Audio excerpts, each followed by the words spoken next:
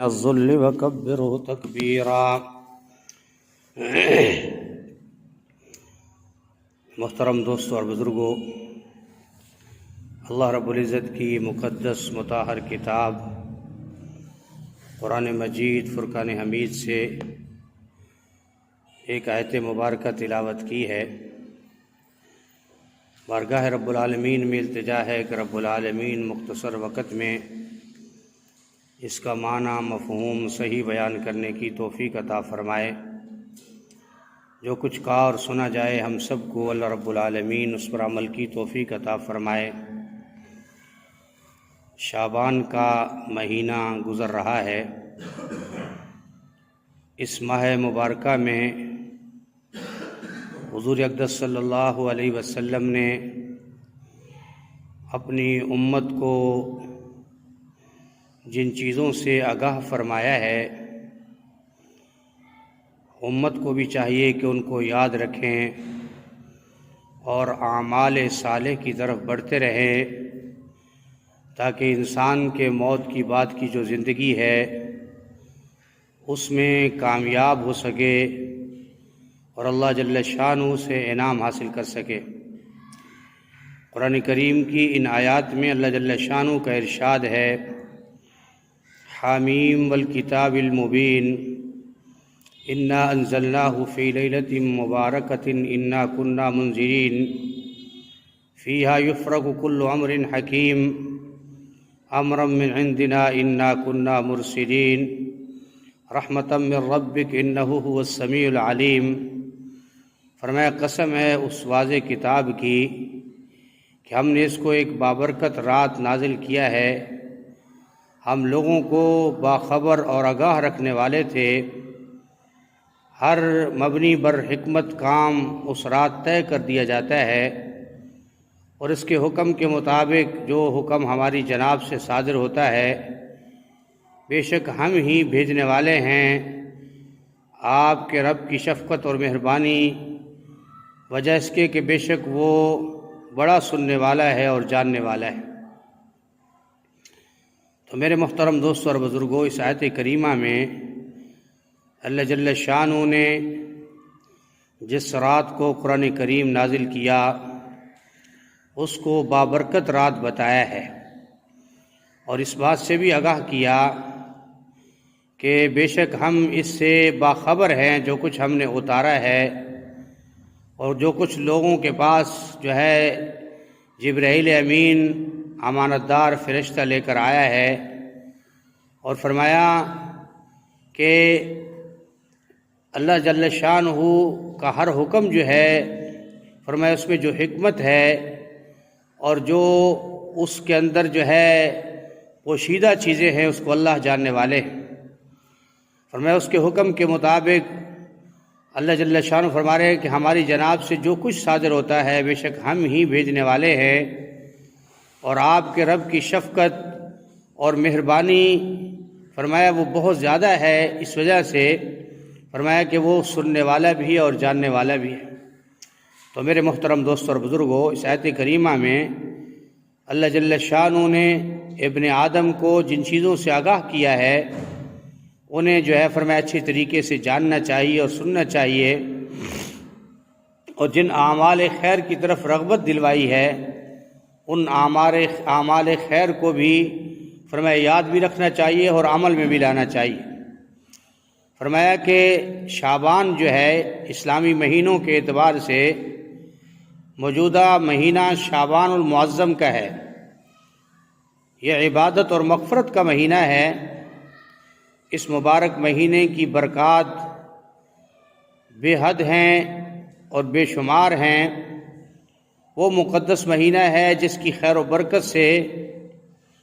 گنہگار اپنے دامن عمل کو سعادت و مغفرت اور رحمت خداوندی اس کے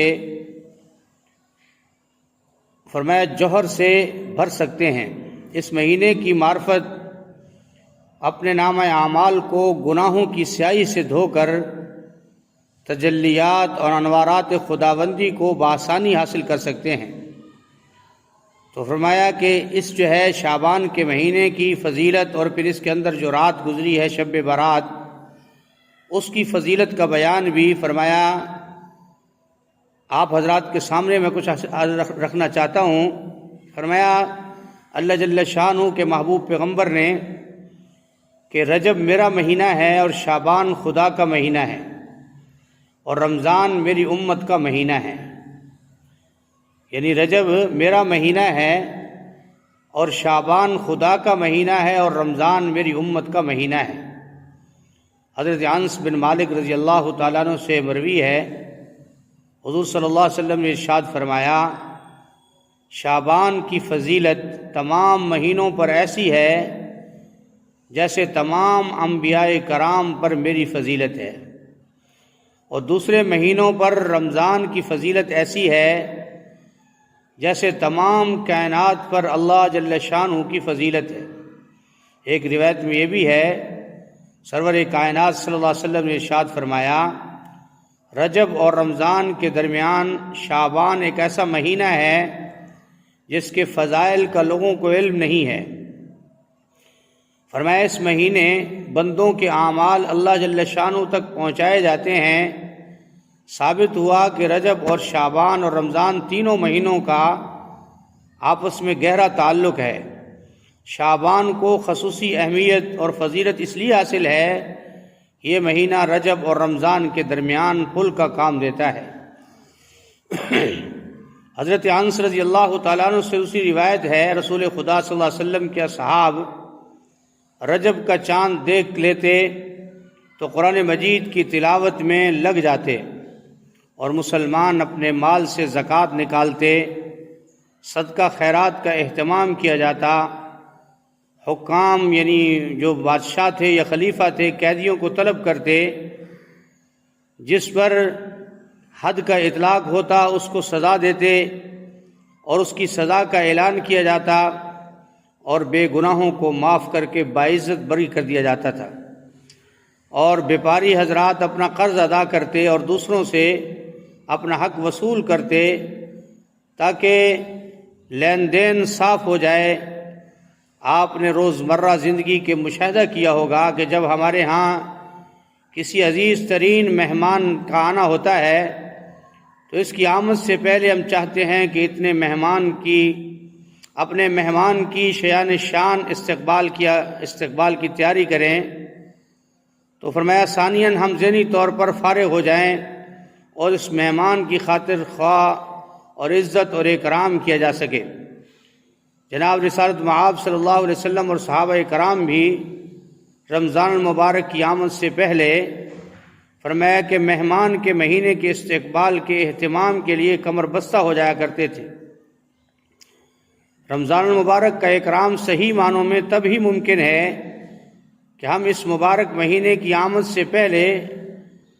حقوق اللہ اور حقوق العباد ادا کر کے ذہنی طور پر فارغ ہو جائیں۔ رمضان المبارک کے احترام کا تقاضا بھی یہی ہے کہ ہم اپنے ذمہ داریوں سے عہد برا ہو کر رمضان المبارک کا شیان شان استقبال کریں اور زکوٰۃ کے ادا کرنے،